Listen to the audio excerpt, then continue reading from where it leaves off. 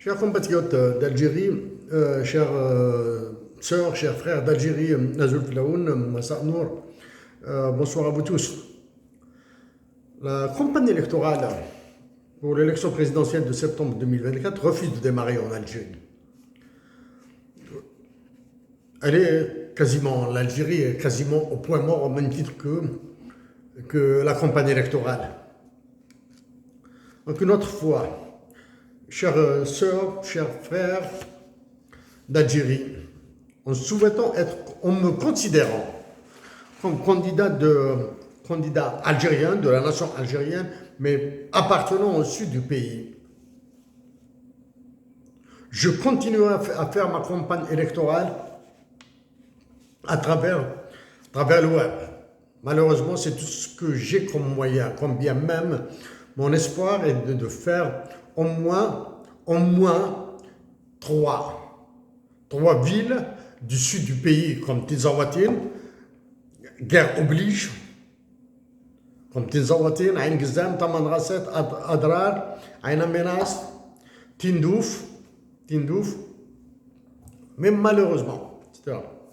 Chers compatriotes d'Algérie,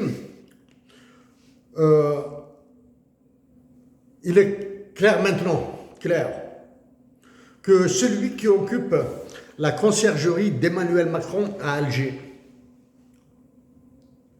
ayant reçu les garanties qu'il sera élu, quels que soient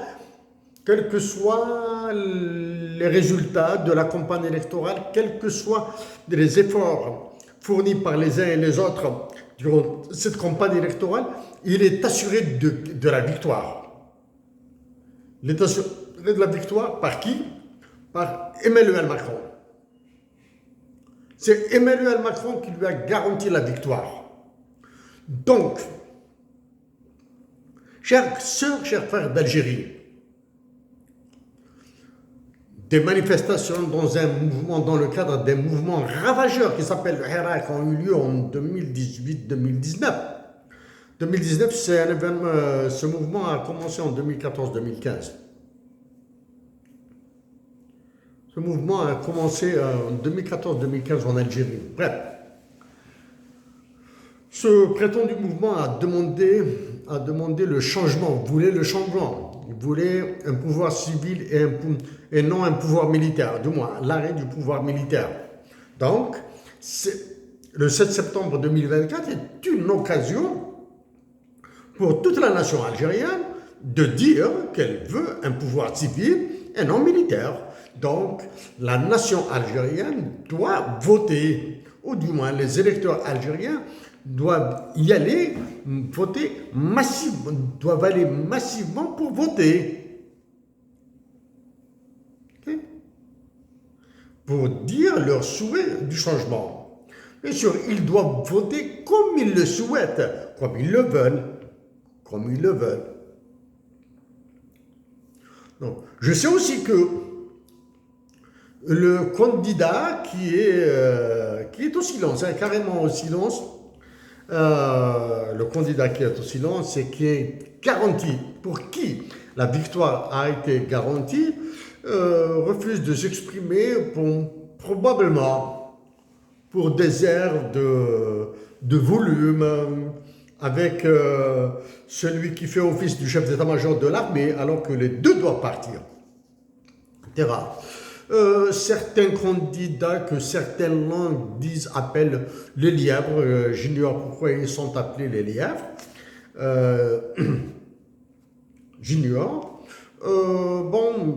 commencer au moins particulièrement à commencer à parler. Avant d'aller vers des sujets extrêmement graves, toujours graves, comme ce que fait Macron en Algérie et dans le sud du pays. On appelle 3 éléments.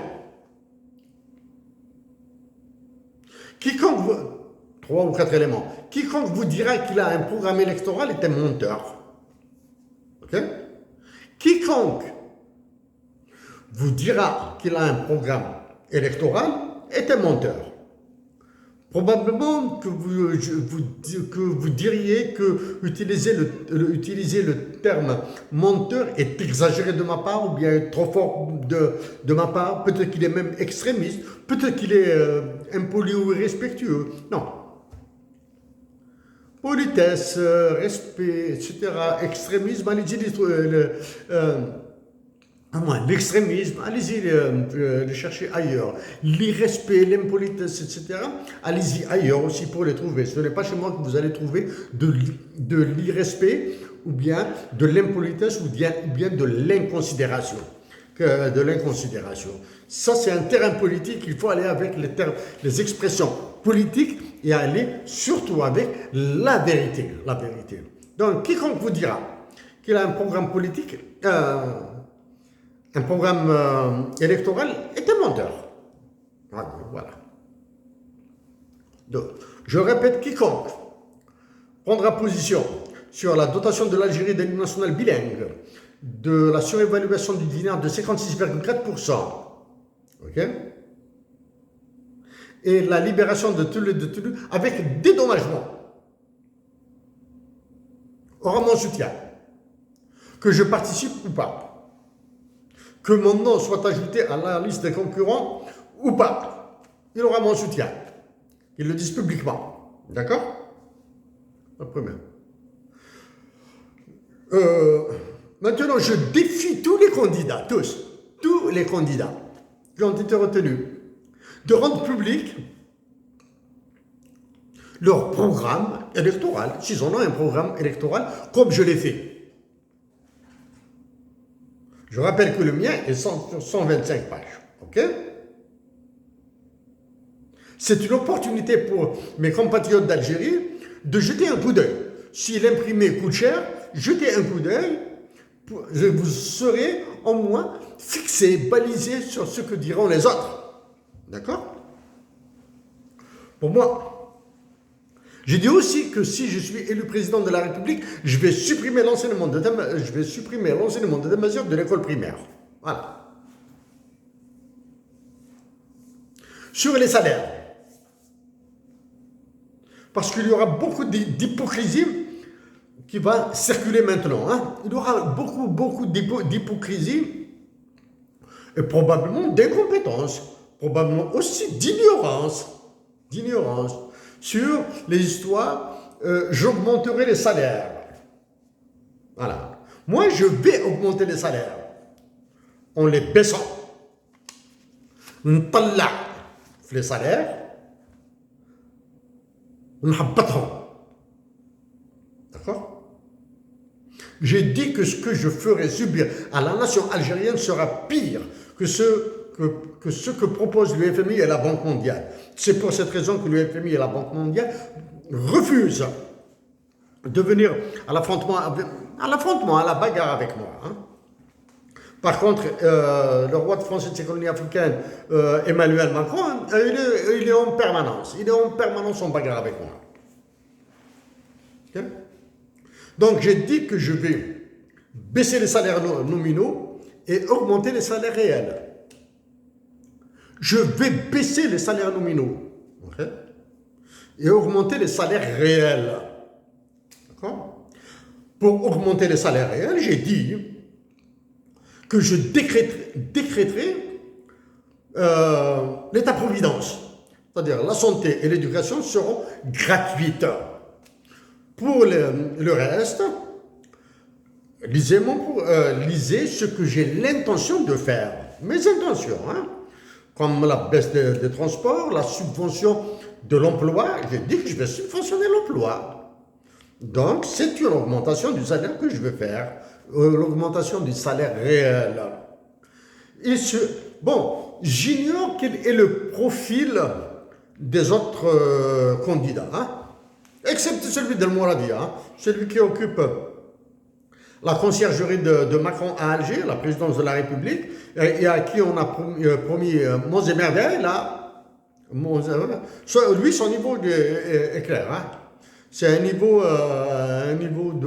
un ancien niveau qui a perdu de sa valeur et qui a été complètement chambardé par sa carrière politique dans l'un des espaces les plus pourris.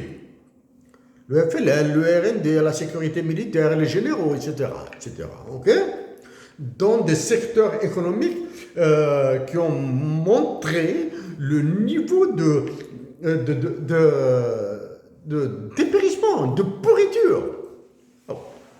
Soit l'administration publique, soit, par exemple, l'habitat. Bref, je passe sur ça. Donc, ceux qui vous promettront l'augmentation des salaires, il faudra leur dire comment. Okay? Moi, j'ai dit que je le répète, je vais baisser les salaires nominaux, augmenter les salaires réels, je vais subventionner l'emploi, je vais décréter l'état-providence. Mais maintenant, oui, je vais foutre en l'air la loi sur les impôts, l'IRG. Hein? Si vous oubliez, moi, j'ai de la suite dans les idées et je me rappelle. Bon. Je l'ai dit récemment, je le répète aujourd'hui et je le redirai après. Quiconque a trahi Hussein Ahmed est infréquentable. Quiconque a trahi Hussein Ahmed est infréquentable. Aller au-delà de ce théorème, non. Si je dois ajouter une partie à ce théorème, c'est plutôt aussi que quiconque a trahi l'UNASMATO est infréquentable. Yeah. À l'actuel occupant de la conciergerie de Macron à Alger, Mouradia, l'occupant de la présidence de la République. Ok? Et aux soldats d'Emmanuel Macron qui sont à l'état-major de l'armée. Ben, en Algérie, on les appelle, ils ont apparemment le grade de général. À ces deux structures, vous dites, je l'ai dit avant et je le répète maintenant et je le répéterai après. Vous allez exécuter, même si je ne suis pas président de la République, vous exécuterez ce que je dis. Vous allez mettre peut-être une année, peut-être 3 mois, peut-être 6 mois, peut-être une semaine. Mais pour l'essentiel, du moins, l'essentiel, vous allez exécuter ce que je dis, ce que j'ai déjà dit. Malheureusement, vous l'exécuterez en produisant une catastrophe. Vous allez produire encore une catastrophe. D'accord? La première exécution sera, c'est tout ce qui touche à la situation au Mali, au Niger, à l'Algérie et la guerre dans laquelle nous a foutu Emmanuel Macron et qui nous fait perdre le Sud. Les gesticulations que vous faites avec la Libye. Ok?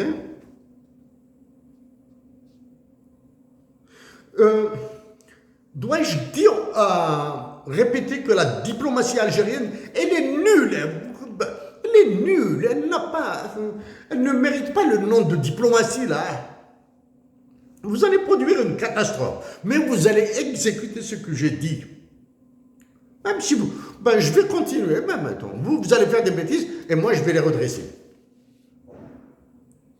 Vous ne savez que faire des conneries. Moi, je vais les redresser. Okay?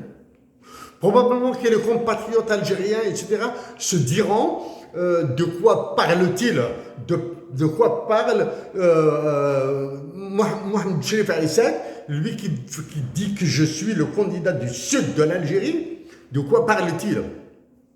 Okay? Je suis en train de reparler de l'accord de 2015 du Mali que j'ai dénoncé. Je suis en train de reparler du CEMOC, du comité d'état-major opérationnel conjoint, avec le Sud, avec le Mali, et le Niger, et le Burkina et la Mauritanie. Je suis en train de parler de ça. Sauf que, à la base, Ces histoires-là de CEMOC et de conneries de l'accord d'Alger de 2015 étaient déjà de la connerie. Ok.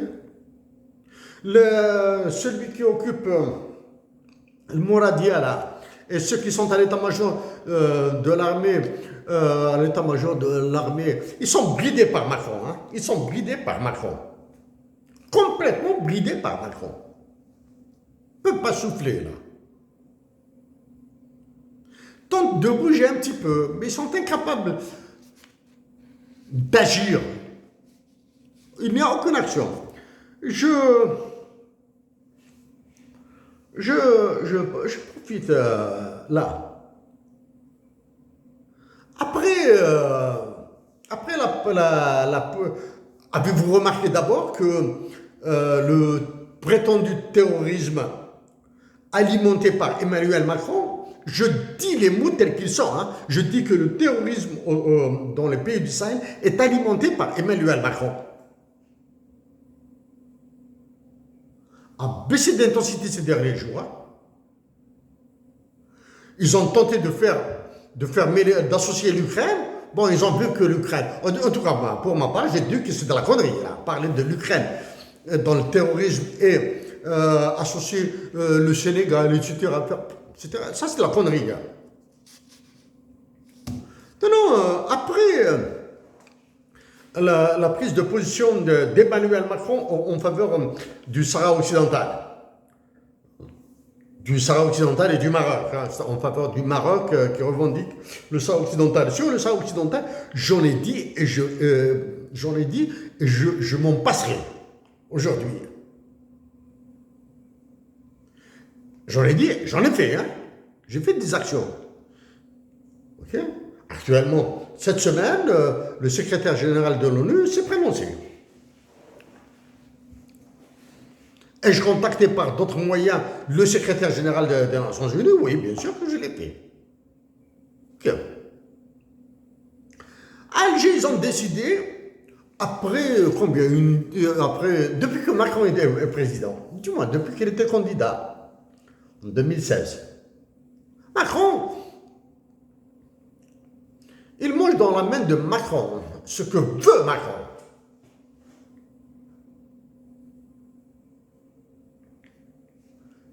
C'est grave. Il mange dans la main de Macron ce que Macron y met. Hein. Ah ouais, c'est grave pour un pays qui a été libéré, hein, soi-disant libéré de l'extermination française. D'accord? On décide de criminaliser ce qu'a fait la France, etc., etc. Sachez, de passer par des lois, etc., depuis 7 ans, depuis 8 ans, que Macron les écrase. Depuis 8 ans, depuis que Macron leur interdit Kassamen, depuis que 8 ans que Macron leur interdit, même bien avant, de célébrer le 5 juillet, le 1er novembre, le 20 août, etc., n'ont rien fait. Là, maintenant, ils ont décidé de voter des lois. Qui va voter ces lois? Les mêmes députés qui ont voté des lois qui ont massacré l'Algérie. Bref. L'essentiel dans ça, dans cet aspect législatif, si réellement la menace était crédible, c'est-à-dire si ces lois allaient entraîner des résultats réellement dirimants, qui dérangeraient la France, Emmanuel Macron aurait sauté au ciel. Il aurait sauté. Mais il sait qu'ils sont en train de faire des bulles d'air. Il sait que son agent à la présidence de la République, celui qui occupe sa conciergerie, la présidence de la République de notre pays est devenue une conciergerie de Macron. Celui qui occupe cette conciergerie-là, et ceux qui occupent l'état-major, ils savent que ce qu'ils font là, c'est de la connerie. Donc, parlez. Avez-vous, maintenant, pour que vous compreniez ce que j'ai dit en 2016, en 2015-2016, ce qu'on appelle une caisse d'émission monétaire. Oubliez ces expressions-là. Oubliez l'expression caisse d'émission monétaire, trappe de liquidité financière, surévaluation du dinar, oubliez tout ça. Oubliez tout ça. Maintenant, il y a un cas avec lequel je vais l'illustrer, et très facile à comprendre pour vous. Le prix du café a explosé sur les marchés mondiaux. OK? Le prix du café a explosé sur les marchés mondiaux. Le pauvre gouvernement algérien, les pauvres ministres algériens, pauvres intellectuellement, hein, et ils ont peur, hein, ils sont étranglés par les généraux. Hein. C'est-à-dire, tu bouges, t'exploses. Tu bouges, t'exploses parce que tu as aussi des choses à te reprocher. Bon, bref, donc le gouvernement algérien a décidé de compenser les importateurs de café. C'est-à-dire, le café qui passe de 2 dollars à 7, à 8 dollars, à 10 dollars, le gouvernement algérien va prendre des dollars, des dinars, et il va compenser les importateurs algériens. J'espère qu'il ne va pas les compenser avec des dollars ou des euros, là. C'est-à-dire des dollars et des euros réels. Ça fait 10 jours, 10 à 12 jours. J'ai dit que la fuite de capitaux en Algérie se fait par bateau. Plus que par avion, par panier ou par valise, la fuite de capitaux de l'Algérie vers l'étranger se fait par bateau. Ils disent compenser, au lieu de dire subventionner. Ah, qui va importer le café? Parce que le nombre d'importateurs est contrôlé. Est-ce que ce n'est pas un monopole? Est-ce que ce n'est pas une mafia qui tient le café? Est-ce que cette mafia n'est pas couverte par des généraux? Ok? Mais on va voir que ça encore. En parcourant l'APS, il se trouve que le directeur général des douanes algériennes est un général-major. Son nom importe peu, j'ignore son nom. Hein. Quand j'ai vu général-major, maintenant, un général-major qui dirige, qui est directeur général des douanes algériennes, est-ce une satisfaction? Est-ce une défiance? Est-ce encore une suspicion? Est-ce la suspicion qui va augmenter? Là, vous voyez, hein, avec les petits dealers de drogue là, ils arrêtent un bonhomme dans le coin de la rue marché à Markham à Alger, ou bien le à Béjaïa, ou bien qui vend un petit gramme, 10 grammes, 100 grammes, je ne sais pas moi combien là, hein, ou bien des Côtes-d'Izouz, ou bien Wahran, ou bien à Taman Rasset, ce qui dit la drogue, etc. Ils arrêtent, hein. Ce qui importe la drogue, un mec. Je reviens au café. Donc, ils vont compenser, s'il vous plaît, là. Hein. C'est-à-dire, maintenant, les plus malins, ça c'est un élément, hein, un deuxième élément, le deuxième élément est encore plus grave. Il touche à la souveraineté. Ok?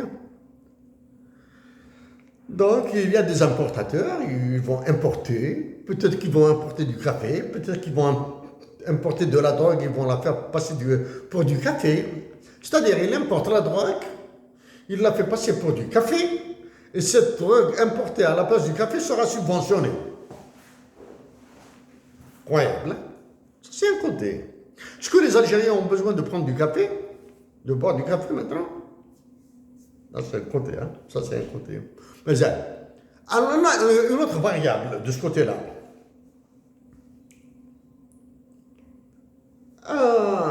Le directeur général des douanes, d'après l'APS, hein, il a assisté à la réunion de douane des pays de la ZLECAf, de la zone de libre-échange. de libre-échange continental africain. Hein.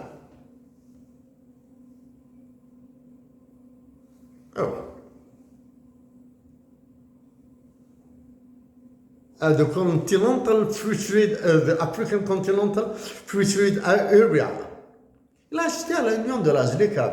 Est-ce qu'il a profité pour contacter les pays africains qui exportent du café?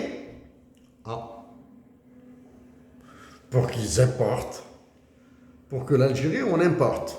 Moi, c'est en 2014 que j'ai défendu la création d'un marché des ressources naturelles africaines. Ah non. Pourquoi non? Pourquoi non? Ils ne peuvent pas faire ça. Demandez à Emmanuel Macron. Il va vous donner la réponse.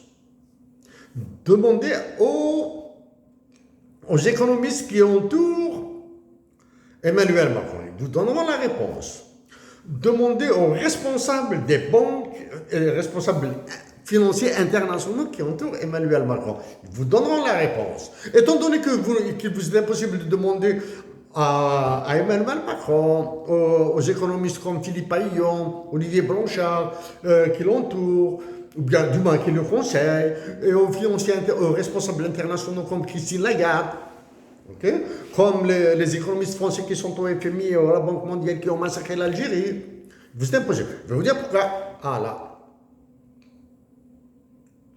Ils ont décidé de continuer à importer du café parce que ce café va passer par l'Europe. Ah. Et en passant par l'Europe, il ne va pas passer par 36 000 pays. Il va passer par la France, par l'Espagne, l'Italie. OK. Et surtout, par la France, qui a une balance déjà une balance. La France, elle a plongé là. Hein? Déjà une balance du compte courant, c'est-à-dire elle n'est pas compétitive. Donc, vous voyez maintenant que le pauvre ministre de l'importation là, qui a décidé que nous allons continuer à importer du café, ce n'est pas lui qui a décidé. C'est de Paris qu'on les appelle là, tu laisses les importations, ok? Si je suis élu président de la République, je m'interdis de prononcer certains mots, mais je vais les dire autrement. En Algérie, ce sont les Algériens qui vont décider. À l'intérieur de l'Algérie, ce sont les Algériens qui vont décider. Okay? Ce ne sera ni le FMI ni la Banque mondiale qui décideront. Nous continuerons à jouer le jeu des institutions internationales, des organisations internationales, parce que l'Algérie a besoin d'y être. Okay. Mais à l'intérieur de l'Algérie, ce sont les Algériens qui vont décider. À l'intérieur de l'Algérie, ce sont les Algériens qui vont décider. J'espère qu'à l'intérieur du Maroc, ce sont les Marocains qui décideront. J'espère qu'à l'intérieur de la Tunisie, ce sont les Tunisiens qui décideront, d'autant plus qu'une élection présidentielle s'annonce. J'espère qu'à l'intérieur du Mali, ce sont les Maliens qui décideront. J'espère qu'à l'intérieur du Niger, ce sont les Nigériens qui décideront. J'espère qu'à l'intérieur du Burkina Faso, ce sont les Burkinabés qui décideront. J'espère qu'à l'intérieur du Sénégal, ce sont les Sénégalais qui décideront, plus d'autres pays. J'espère. Je l'ai dit et je le répète, c'est à la nation algérienne, depuis 2020, c'est à la nation algérienne, qui l'incombe de relibérer l'Afrique. Ce sont les Algériens qui vont relibérer l'Afrique. Évitons de tomber dans le panneau de cette image négative que traîne celui qui occupe le Mouradia. Évitons de tomber dans le panneau de l'image négative que font subir à l'Algérie les généraux de l'armée algérienne.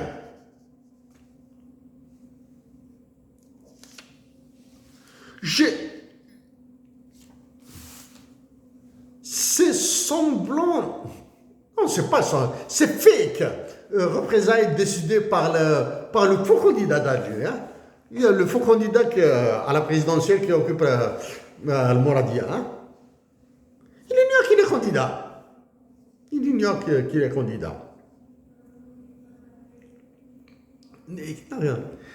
Ce sont les faits que représente. Croit que s'afficher avec celui qui occupe le chef d'état-major, il croit que faire la campagne électorale via des ministres, pas des ministres qui vous disent que la situation financière de l'Algérie est très bonne, que l'économie va être relancée, etc., etc. Il croit que ça nourrit son bonhomme, ça nourrit pas son bonhomme. Le ministre de l'Industrie, j'ai l'impression que maintenant, je suis obligé de revenir vers vous. Vous avez dit qu'il faudra s'occuper des unités industrielles ou bien des sociétés industrielles privées qui ont été saisies. Est-ce pour faire plaisir aux généraux que vous l'avez dit? Est-ce pour faire plaisir à celui qui occupe la présidence que vous l'avez dit? Ou bien est-ce qu'on vous a ordonné de le dire et vous l'avez dit parce que vous avez peur? Bon, avoir peur est légitime. Avoir peur est légitime. Avez-vous oublié la loi sur la privatisation? La loi sur l'acte de propriété. Bon, quand j'ai parlé de la loi sur l'acte de propriété après la manipulation de Tizi Ouzou et de Béjaïa, plus Terramine, etc., peu la GSK et tout ça, etc. Ah oui! Vous avez demandé à des magistrats de monter au front pour défendre la loi sur la propriété, étant donné que j'ai persisté dans ma position, en parlant des théorèmes de Gauss, etc., vous avez freiné. Et là, maintenant, vous revenez. Il faudra redynamiser, revitaliser, etc. Bon, c'est comme si vous saviez revitaliser, redynamiser, etc. Vous ne savez rien faire. Vous savez tuer l'Algérie. Vous savez tuer l'Algérie et vous êtes en train de l'assassiner. Vous annoncez ça. Est-ce que vous prenez les Algériens pour des canards sauvages? Oui. Croyez-vous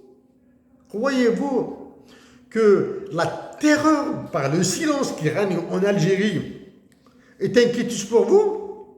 Non. Bon, arrêtez avec ça. Chers compatriotes d'Algérie,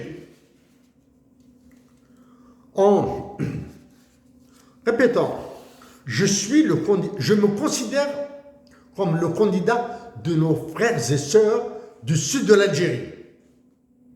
Ok?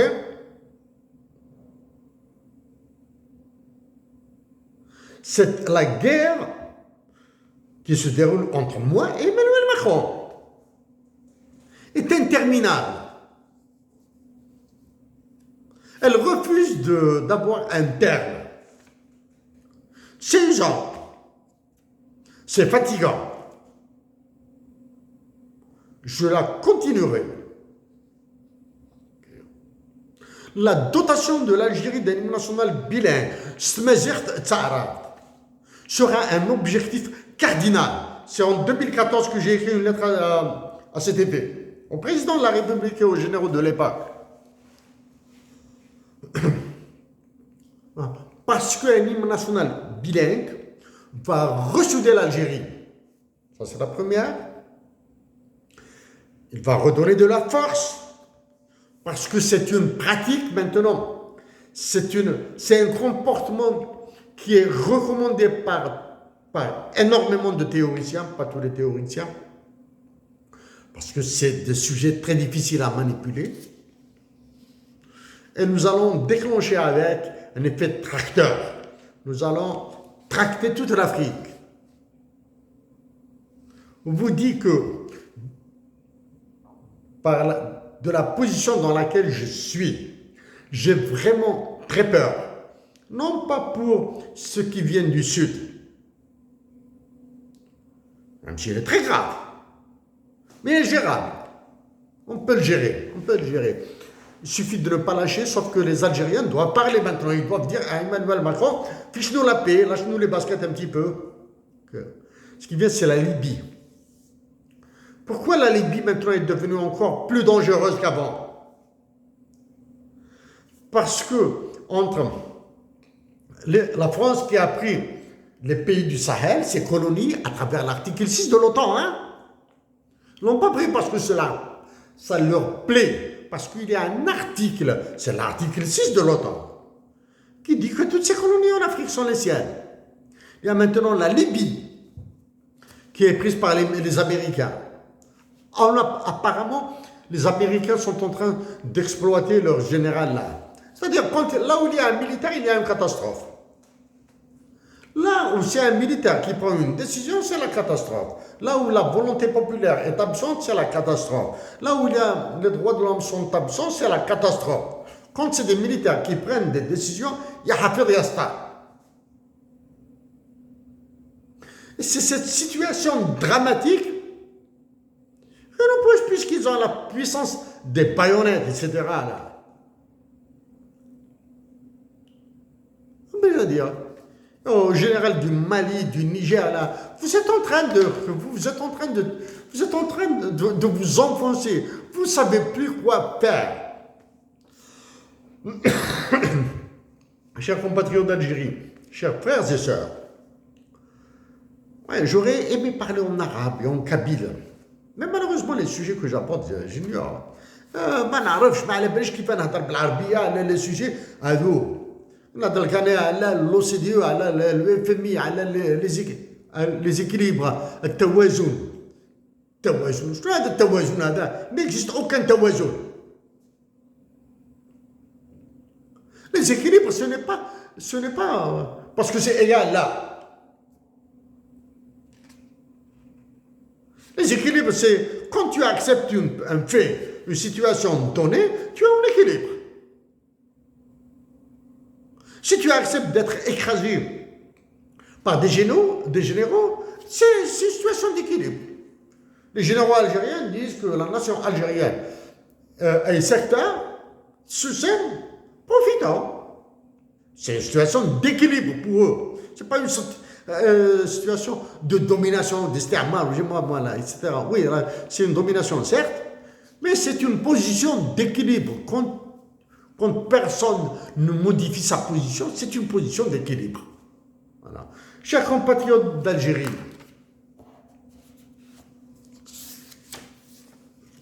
difficile, Canada. Difficile de travailler pour la patrie. Très difficile. Et je continuerai à le faire. Mais ce que je continuerai aussi à vous dire, résistez dans la paix. Demandez aux intellectuels algériens, à l'élite algérienne, de dire à Emmanuel Macron qu'il aille voir chercher les intérêts de la France ailleurs qu'en Algérie ou en Afrique. Qu'il aille chercher les intérêts de la France dans les universités françaises d'abord. Dans les universités françaises et pas en massacrant les Africaines et les Africains. Ok? Résister. Le silence des intellectuels et des universitaires algériens sur le massacre que fait Emmanuel Macron, il fait aussi peur que ce qui se passe actuellement entre la Libye et l'Algérie. Chers compatriotes d'Algérie, dans les mots traduits de Lounas Matoub, cite l'aql, de la lucidité, de la sagesse, pour que الجزائر تحلو الجزائر من السلام إلى تحلو الجزائر. Chers frères et sœurs d'Algérie, chers frères et sœurs d'Afrique du Nord, merci à vous tous. À la khair.